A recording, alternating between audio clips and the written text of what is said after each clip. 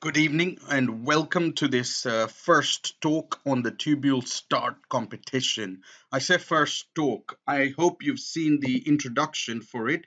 If you haven't, here's what I show you. Go to menu, free resources, go to the Tubules Live, and you will see them all there. So the first one was Tubulestart competition. Win a day with Didier Dici worth 2,500 quid.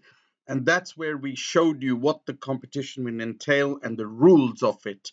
Now the competition begins, and what the aim of this competition is to give you the skills to negotiate the kind of dental and future world you're going to be in. It's not just a competition. We want to show you in Tubule style how you can develop a new way of thinking, a new way of growing, a new way of negotiating the dental world you will be facing in the future.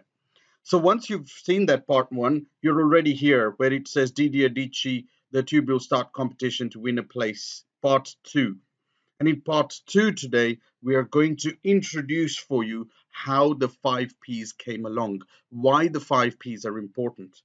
Every week then, we will release another part in there. So you'll see part 3, part 4, part 5, 6, and 7. The idea is first in today's talk, and then in part 3 next week, we really delve into the depths of the 5Ps so you understand why it happens. And then the remaining parts will be you developing P1, P2, P3, P4, P5.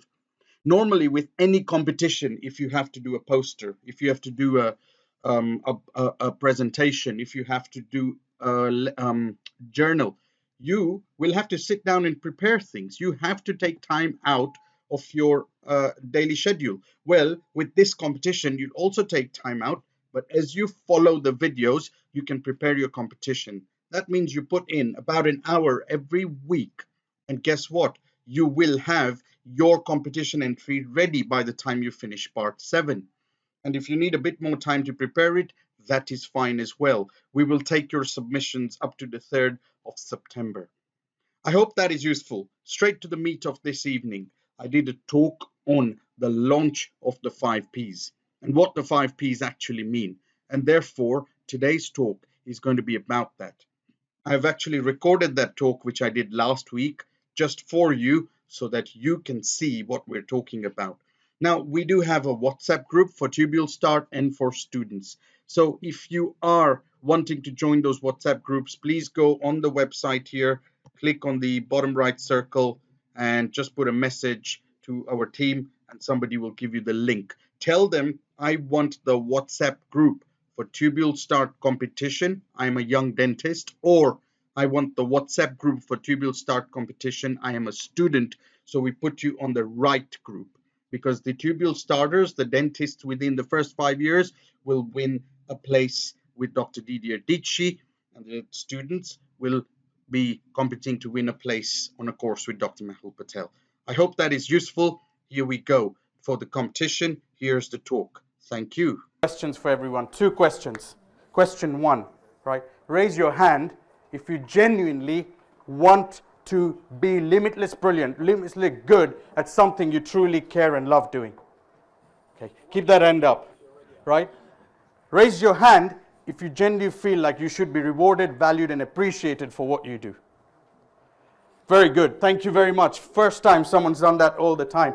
We all want to do that. We all want to be really good at what we do. But maybe many of us are just so busy responding to the demands of day to day, reacting to all the bits coming at us all day, that we just don't get the time to be able to do what we want to do. We end up in this constant react mode. Possibly some people, they do find the time to do what they want to do, but when they sit there, there's so many choices, so much information, so much knowledge out there, too much going on, you don't know where to start, and you give up and end up doing other things. You completely get distracted. And yet, there are some who find the right thing to do. It's like, I'm going to engage in this learning. They pay the money, they get on the course, and they go, Jesus, this is not what I wanted.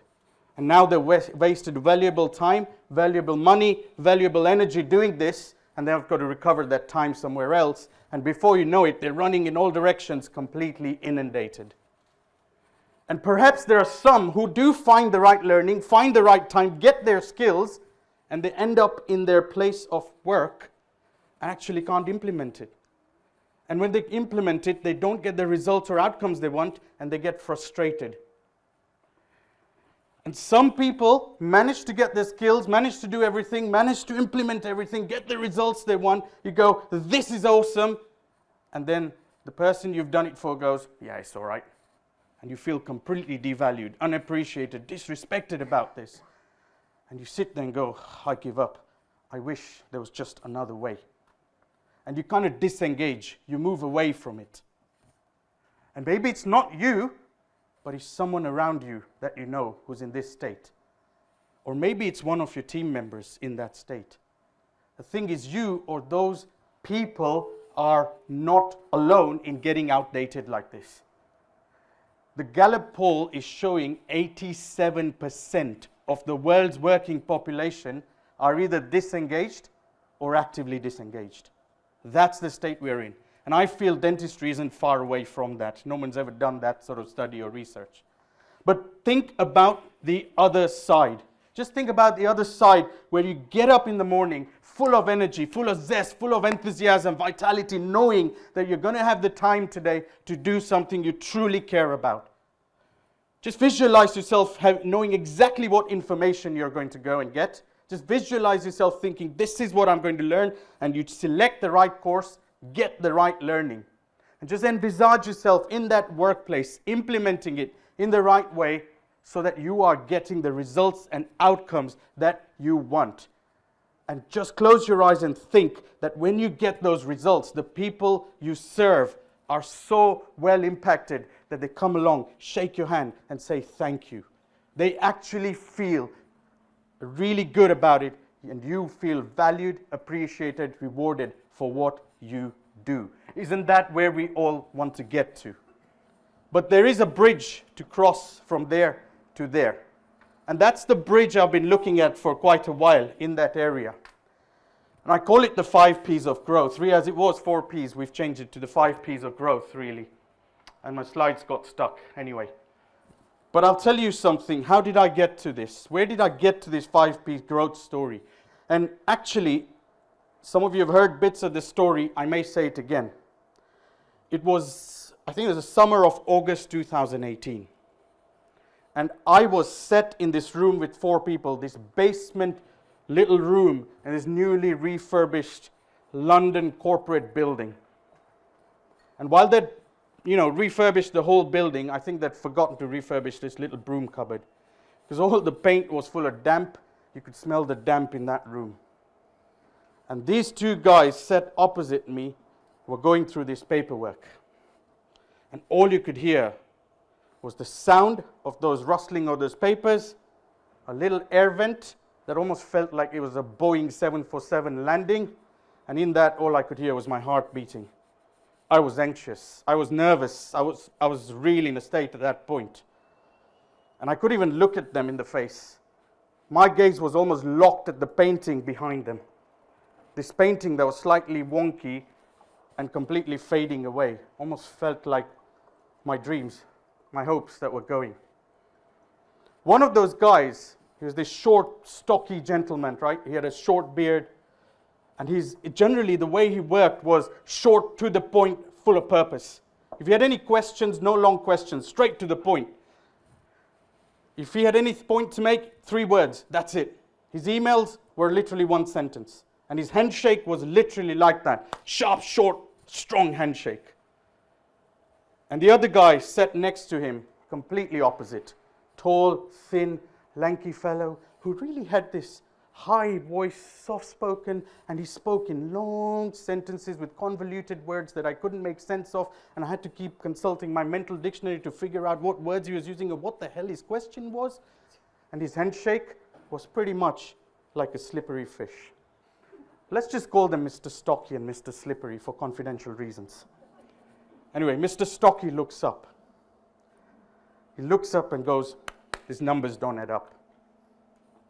I'm like, yeah, I know they don't, but we've done this, and we've done a first Congress, and we've done this, and we've expanded India, and people believe in the vision, there's hope here. We can work together to do this. I just need that little injection. Help me out, guys. I've given you all the information.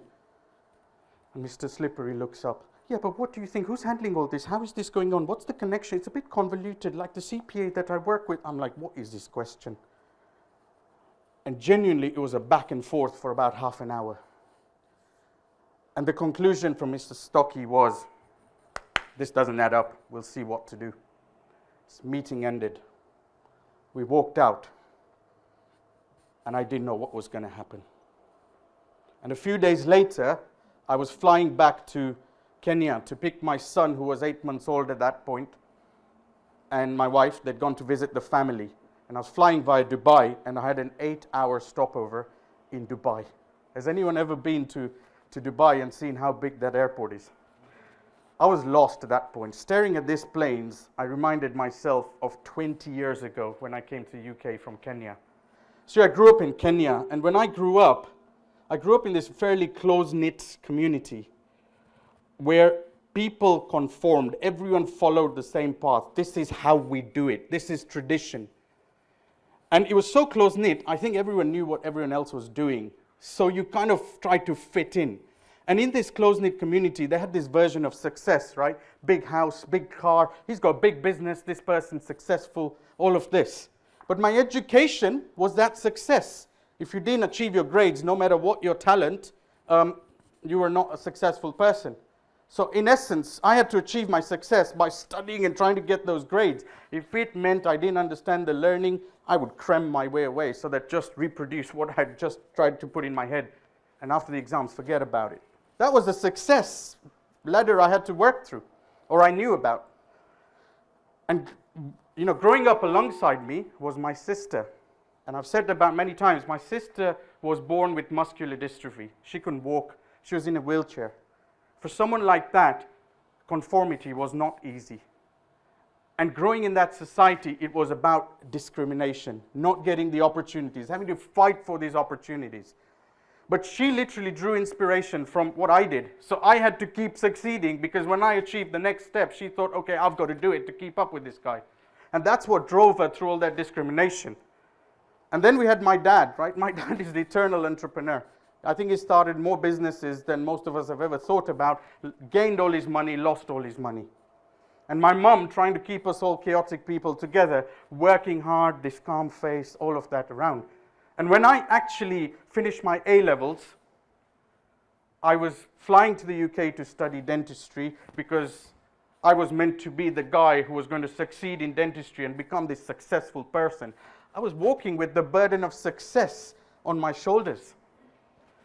And I came to study dentistry, and it was 2003 when my dad sent me a text message. So I was paying international fees at that point, and all the expenses and goes, oh, family money's been wiped out. I don't know how I'm going to put you through education. You might have to pack your bags and come back. And I sat there and thought, no way, got to find a way. So I worked in dental school during the daytime, and at night time I was working in shoe shops, burger bars, flyer drops, chocolate shops, one chocolate for you, one for me kind of thing, and survived through that. There were days when I lived through Maryland double chocolate chip cookies, a little bit for breakfast, a little bit for lunch, a little bit for dinner, a little bit late at night when I come back from work. And yet, after 10 years, they still don't sponsor any of our events. But it was tough, and I graduated as a dentist. I was on the path to success. And my sister saw that and said, I'm going to do the same. So she entered university to study psychology. And that's when the first vision formed. Nobody should go through what I do, education to the world. Education is a right for everybody. But what happens after that is that they wouldn't let me work in the UK. Oh, you're an international student, you go back to the country you came from. I'm like, I've got all these loans to pay. There must be a way out of this. So they had the same problem like they do now. Nobody wanted to work for the NHS in certain regions. So I went to the Welsh Dean. I said, you've got a problem of dentists. I've got a problem of jobs. Sort it out, mate. Not so informally. Anyway, we got, there were about 6 of us who got the first ever Welsh Parliament approval to do VT in Wales. And he phones up and goes, we got permission, but there's some conditions. Number one, you have to stay for 2 years. I thought even better, they can't kick me out for 2 years now. And number two, you have to show evidence of postgraduate education. I went, you'll pay for it. He went, that's a deal. So there we are. That's the journey in dentistry that started. And I stayed in this place called Welshpool. Had a brilliant time, right? 2 high streets, 10,000 population, and serving other villages, 21 pubs. Amazing. And I finished all that, and eventually I could move around, and I did house officer jobs. And 2008, I got into perio training at Guy's Hospital.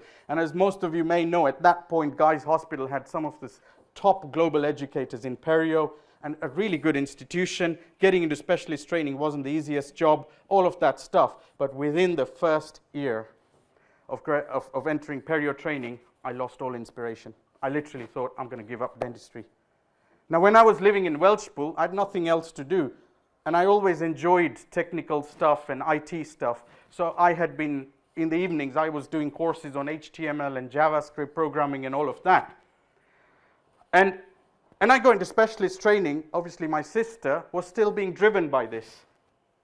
So just before getting on, she graduated as a psychologist. And I flew home for a weekend, literally flew on Friday. Absolutely loved watching her graduation on the Saturday, flew back on the Sunday here, back to work on Monday. And when I lost all this inspiration in dentistry, the scariest part was, what happens to that burden of success I've been carrying all along? What's it going to impact my dad and my mum and my sister and all the others? And anyway, I didn't know what I was going to do, but I knew what that education to the world was, and I launched Dentinal Tubules. I'll tell you what, thank you to so many of you, because Dentinal Tubules was the reason I got connected with so many of you who brought my energy, my zest, my vitality in dentistry back. And now it was like I had to run Tubules. I carried on doing specialist training. I was working, and I got married at about the same time. And probably, as everyone knows, it was pure manic behavior, working 7 days a week, sleeping 2 hours a night, just pushing myself through. 2012, I graduated in dentistry, in periodontics, and continued working. In 2014, 10th of May, 2014, I got a message from Dad. My sister's been put in hospital. And just before that, she had messaged me because she had just graduated with a second degree in law, and she wanted me to come down to Kenya to come for a second graduation. I said, I can't. All my finances, my loans, everything's tied in tubules. I don't have time, none of this. And that day, when my dad messaged me in the morning, I got a sinking feeling. It doesn't look good. And that afternoon, I lost my sister. I had to fly home. I could only fly for 4 days. I had to get back here, work. That was it. I couldn't even get a chance to mourn through. Went there for funeral, came back, and carried on working like a machine. I had to still carry this burden of success somewhere in my head. In 2017, we realized I was doing the job of 38 people on a part-time basis. And David Horn came at that point and said, Drew, I think we need to get some investment on board. 2017, we got investment. We got an amazing team on board. And literally a year later, we'd burned through all the cash, expanded so much, and Tubules was 5 days from closure. 5 days. And when I sat in that meeting on that August day, in that broom cupboard, I was pleading to them to give me just a small injection of cash so we could move this forward. Not for me, but for the people who relied on Tubules, for the team who took their energy from Tubules, but they wouldn't have any of that. And when I sat in that airport in Dubai for 8 hours, not sat, I paced that airport. I was on the text messages, I was on phone calls, trying to get any lifeline. I was denying myself that this will fail. I couldn't allow it. I reached home in Kenya, and even my family said I'm not the same person. They were talking to me, and I was staring in space. I was completely distracted. And a few weeks later, we flew back to the UK. And normally, my wife, my son, they would go to bed at 11 o'clock at night, and that's when I'd go in my kitchen, make a coffee, sit down, reflect on the day, and plan my next few hours of work. And I remember that late August 18. By the way, by this time, those 5 days had somehow extended into 2 weeks. And I sat there having coffee on a summer's evening, 2018. The world had gone to sleep. Kitchen, silence. All you could hear was probably some noises here and there, but not much. And just in my head, the thoughts going about, what am I going to do? What am I going to do? And I just got damn angry. Why the hell do those people not listen to me? I mean, I'm trying to convince them. They see this growth. Why do they not care? All they give a shit is the numbers. I mean, I work hard. I work with integrity, not with myself. I'm committed so that I can help other people. And here they are trying to think about themselves. Buggers! It was quite late at night. And I was angry as hell. And as that anger dissipated, it just went into a stage of giving up. It's gone. Maybe all that work's gone. All this effort of 20 years, I was told hard work is the way forward. Maybe I have to start again. It's gone. And I always have these little voices in my head that keep talking to me, this little Drew. You know, some of you may have this as well. Not a little Drew, but little voices. And this little voice goes, you know, it's gone. Would you do it again? I'd do it again, any day. What? With all the sacrifices, all of that you had to give up, all the stuff you went through and didn't reach that success, you'd do it again. Damn right, I'd do it again. Why? Why would you do this again? Because I truly love what I do. It's important to me. It gives me energy and gives me zest to put value and growth in other people's lives. It's important and it's great. And do you know what? That's when I realized something.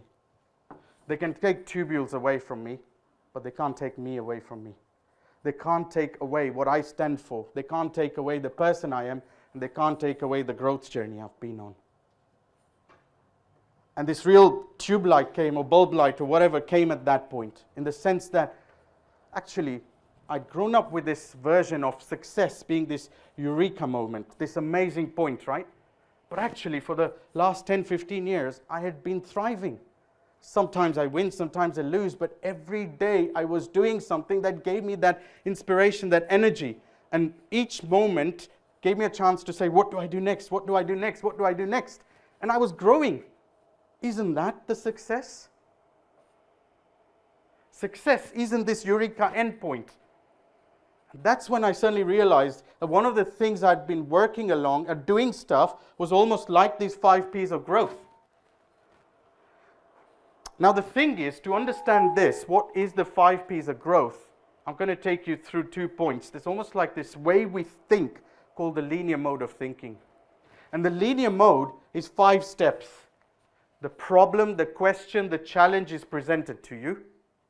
And then they frame it for you as well, by the way. That problem's framed for you. And then you're told where to go to look for the answer so that you can implement that answer to get the absolute right black and white result. And then when you get that result, you think, that's it, that's the formula. Follow it, follow it, follow it, follow it, right? Your exams are like that. Linear mode is basically where they give you a sequence of connected steps till you reach this point of eureka moment of success. And everyone's working towards this success, forgetting there's a journey in the middle of it. Our education system is entirely built on that. You follow A to B to C to D. You finish junior school, you finish high school, you graduate, success. What next? Oh, wait, there is something next. There's a career. You know, do your DF, go into hospital, do this. I'll become a consultant, success. Or I'll become a practice owner. And somebody goes, actually, this is not what I wanted. What next? Business is like that. Those guys sitting in the room were giving me, what's your 6-year game plan? Oh, year 1, I'll hit this target. Year 2, I'll hit this target. Year 3, I'll hit this target. I'll go success. This list goes on and on. We're all thinking in linear mode. And linear mode is all about thinking this is the journey to success. All the time. It's a straight line. But we all know that's not how it works. And the reason this linear mode has been so ingrained in our brain over all these years is because, one, we had very stable cultures years ago. And when I say stable cultures, people in the world worked in their own silos all the time. And because they worked in their own silos, they had their own way of working. They had their own values, their own ideas, their own patterns. This is how we do it. And some parts of the world still exist like that today. The second thing that was there was the fact that information was very slow in the way it evolved. Medically, It took 50 years for medical information to double from 1900 to 1950. So someone could write a textbook, start writing it in 1980 and still be in date in 2000. Right? That's the way it was. But there was also something else about this information. This information was being disseminated through very stable infrastructure. There were entities that were purveyors of this information. Information was an economy. You wanted knowledge, you go to a university. And the university, you pay them money and they give you information. Good deal.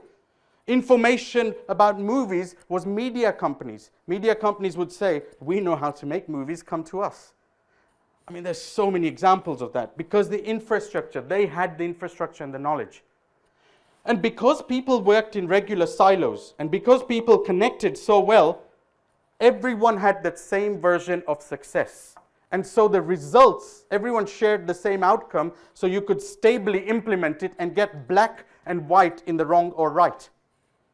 And because everything was stable, you could make stable rules. You could say, these are the rules for this game. And that's why the linear mode worked well, because you could play that finite game all the time. But two things have changed it, because that brain system hasn't changed. We're still trying to think like that. So many of our structures are still built like that. But the two big changes were demography and digitization.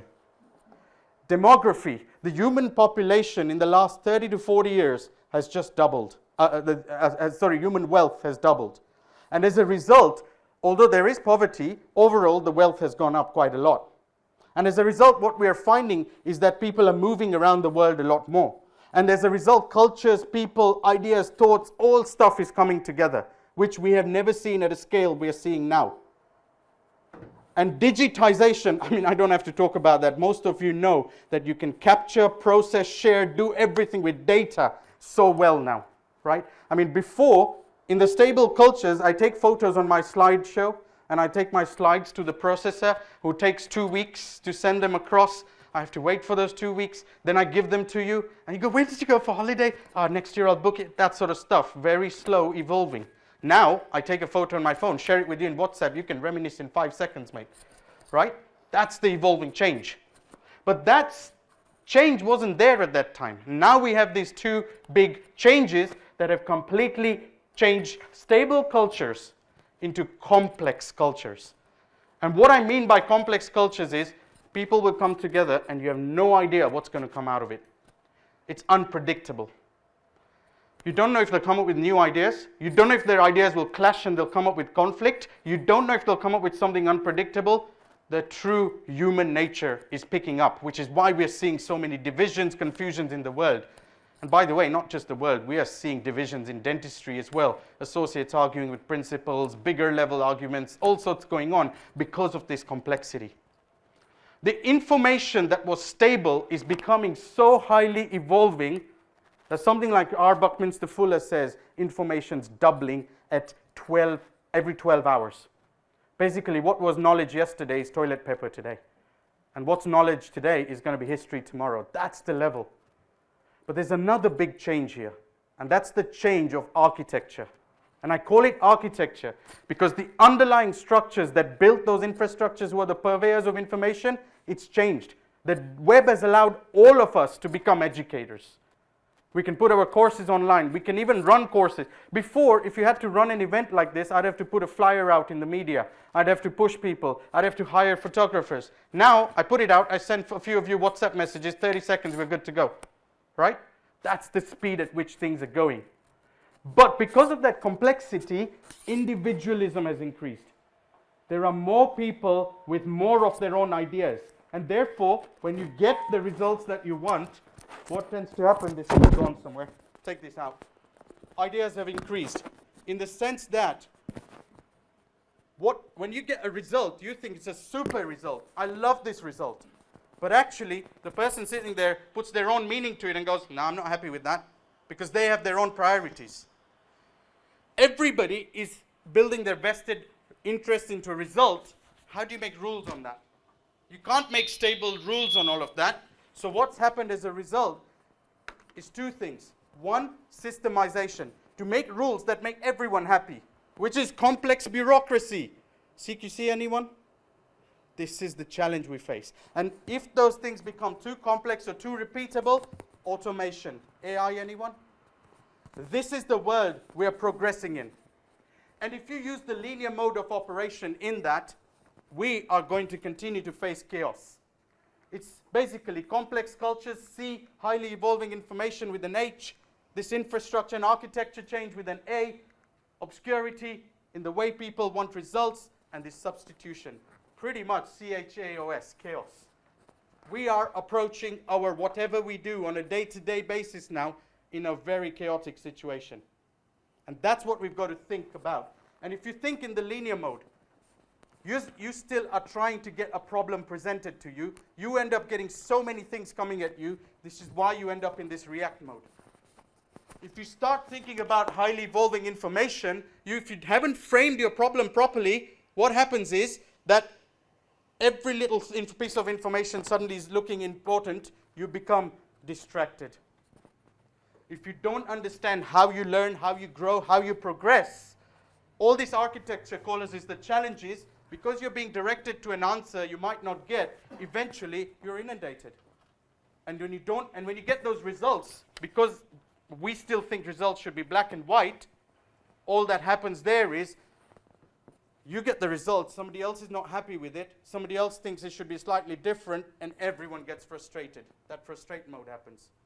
And the systemization and substitution disengages you, leading to this form of being outdated. That is why we're getting people apathy, disengaging from growth. That is why some of your teams are going to the stage going, I don't give a crap about this. And we need a new way of thinking, a new way of operating, because it's not only the chaos outside there, but as people, every experience is making us grow, making us change, right? The people you were yesterday are not the people you are today. Let's be perfectly honest with you. You are growing. So we need to start thinking in a different mode. That brain system needs a new mode where you do one thing, and as you grow through that one thing, you evaluate, where am I? What am I doing? What's the world around me changed? What about me has changed? Then you think of your next step. Reevaluate. Think of your next step. Reevaluate. And keep doing that. And sometimes you'll reevaluate and you will fall. It'll happen. And you might have to take some steps backwards to start growing again. And actually, the model of success is this, really, isn't it? The journey of success is going somewhere. And it's limitless. There's no defined endpoint. That's something to think, and that's the quest mode. Questing is where you do something and just get a better understanding of yourself. As Dr. Tasha Eurich said in her book, Insight, the one book I recommend to everyone. That book says self-awareness is the meta skill of the 21st century. And that's what we've got to build in ourselves and build in our teams. Successful teams are built on that.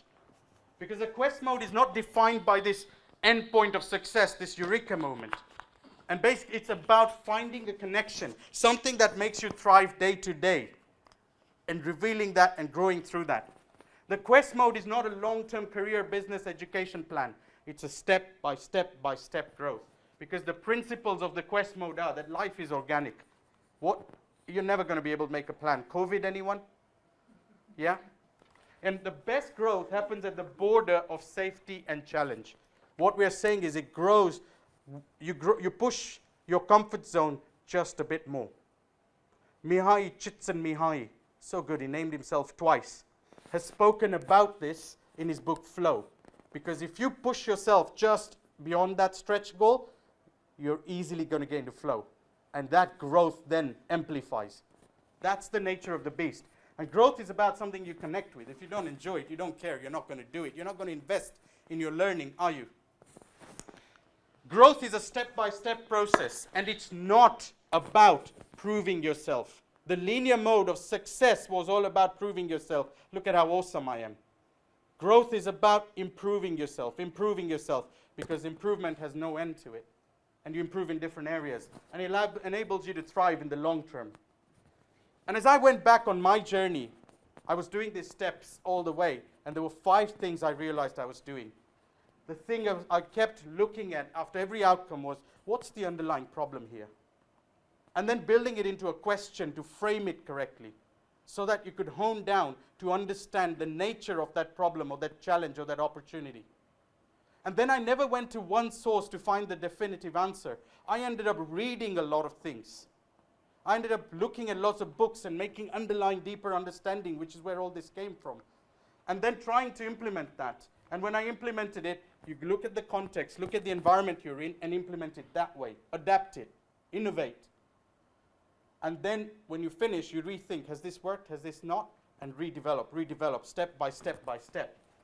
And that is what success is, a connection to something you thrive and keep going, and keep evaluating, keep growing. This is not the model of success. And dentistry is at some level pushing that model. Because we try and give people awards and rewards for achieving this endpoint. And we know so many people who end up with rewards and have become property developers. Best dentist of the year is now property developer, whatever. But what I'm saying is we need to create constant connection to the care of patients and enjoying and developing that and becoming better and better. And what we built on Tubules as a result of these 5 steps is the 5 Ps. To find your problem, find the problem that's relevant to you, important to you, you need to know your pillars, your values, who you are, your strengths as a person, what you stand for. And when you know your pillars, you can then create a pathway to your next stage of growth. And then engage in the power of learning from there. And when you've done that, you can implement it in your place of work. And then it's all about reflecting and transforming. Pausing, 5P, pause. How many times do we all pause and just rethink stuff? I didn't do it for a long time. We need to take a breath. Freya and Jason will talk about that. So the 5 Ps help you overcome these 5 challenges and help you keep growing and thriving through the world that we know is going to change massively. That pace of change is not going to slow down at the moment. The pillars bit we're still developing on Tubules. The pathway is all the bits we've built in the self-appraisal, the peer appraisal, the 360 feedback, all of that stuff that we need people to start learning and engaging more to understand their next stage of growth. The new site has all the learning goals set up as questions because that's how you define your power of learning. What am I actually learning? How am I framing that? What am I getting as an outcome? Because the power of your questions is the power of your focus. Then you plan your learning performance. And the new sites then got recommended activities that actually direct you to your kind of learning. It could be online CPD. It could be hands-on courses. Tubules now has hands-on courses you can book, and we're partnering with organizations or providers now. Because that way they do all their planning on Tubules and they execute it with you. You're better than us at executing that. Let's work together to help the profession lift up. And when the engagement happens right, all these bits happen. The other bit is about scheduling that learning correctly, which is why we've put just that really odd schedule button. It's been built on proper psychological research, something called implementation intentions that I've spoken about before. And finally, there's a whole portfolio system because about the place. Implement your stuff, and in the portfolio, load your cases and do some active reflection. Don't just reflect, because when you type or write things, you process it deeper, you process it better. That is why people say write things or put them on. There's a whole beast to that. And you evaluate in that process. And actually, if you find eventually your place isn't working, we've built a jobs board where you can find another job with hopefully the right practice. But Tubules does have, we work with very few practices and the jobs can only be advertised by premium practices. You got an associate through that, right? Yeah, there we are. And eventually just pause and reflect on where you are. Take at your performance and reflect on your assessment again. This is a deeper learning to take dentistry on a quest, because genuinely we feel that through the 5 Ps of growth and through the journey I have taken and still love doing, we want dentistry to rise above its challenges now. The mental health, the stress, the uncertainty, the chaos, the disenchantment. And the reason we want to do this is because we truly care. We care for the profession. Our team tries to do its utmost best in our power to help the profession. And on that basis, that's the video.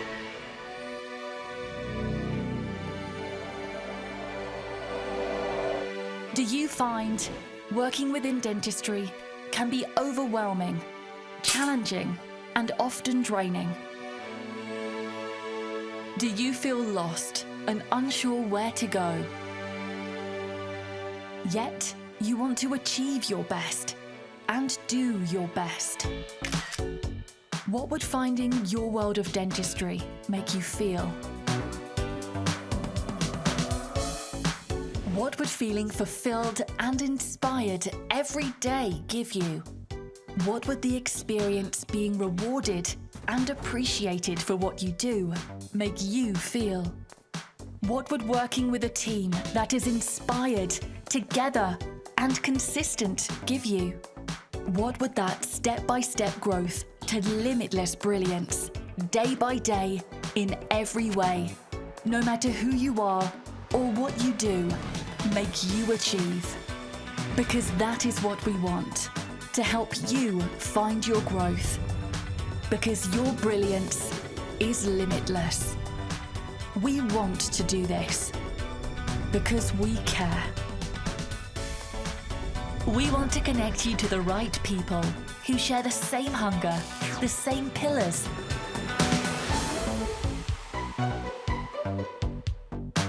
and the same willingness to support you in your journey and celebrate your success.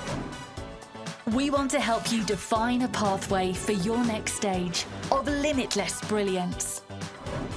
We want to give you the capability and skill through the power of learning, through both our huge online library of resources and the hands-on courses.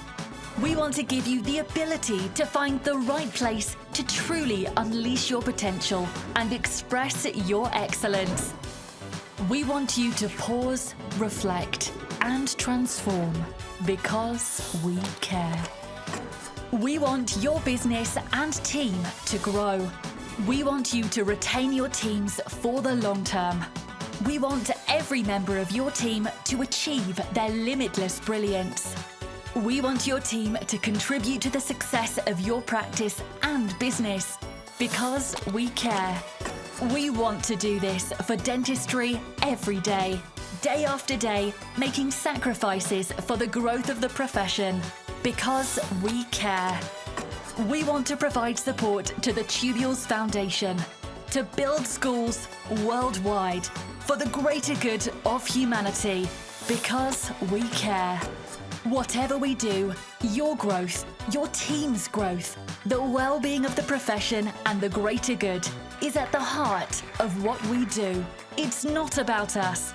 It's about your path to limitless brilliance, day after day, because we care. And with that, we warmly welcome you.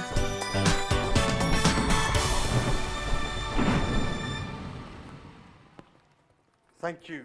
The question from me is, what's going to be your next step to your limitless brilliance? For us, our journey is trying to invest this quest mode of 5P thinking into dentistry, bring it forward. Our next part of journey is to get guides, mentors, coaches, educators, whatever the word we use, to help our younger colleagues and mentor them through this 5P journey step by step, so that together we can lift all of us up together. That's what I am. Thank you for listening.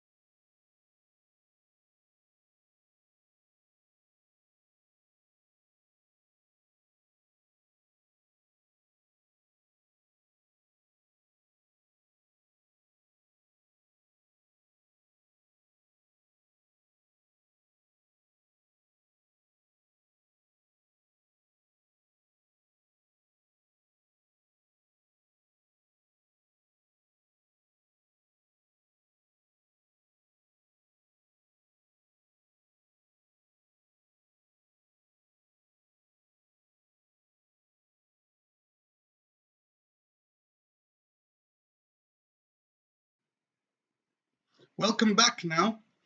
Now that you have gone into the free resources, Tubules Live, and seen us for part two, watch out for the link for part three that will come 4, 5 onwards.